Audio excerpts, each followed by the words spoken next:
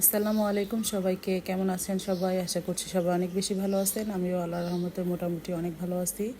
কিন্তু অতিরিক্ত গরমের কারণে বাচ্চা কাচ্চা সবাই অসুস্থ।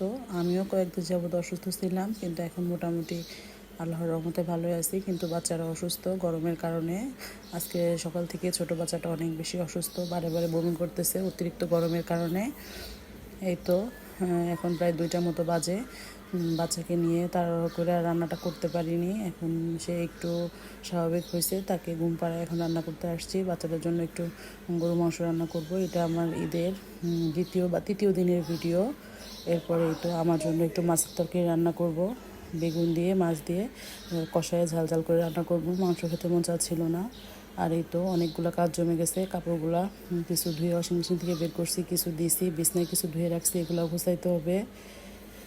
এই তো বাচ্চাটা পাশে শুয়েছিল অতিরিক্ত গরমের কারণে, আর কারেন্টে অনেক ডিস্টার্ব করতেছে, এই জন্য এসিও দিতে পারতেছিলাম না। বাচ্চা অসুস্থ হয়ে যেতেছে গরমের কারণে। এই তো মাংসটা ভালো মতো কষাই নিছি, এরপরে এই যে আলু দিয়ে ভালো মতো কষায় রান্নাটা শেষ করছি। এরপরে এখন কিন্তু প্রায় 4টার মতো বাজে। বাচ্চাদের খাবার দিয়ে দিয়েছি, নিজেও খেয়ে নিচ্ছি।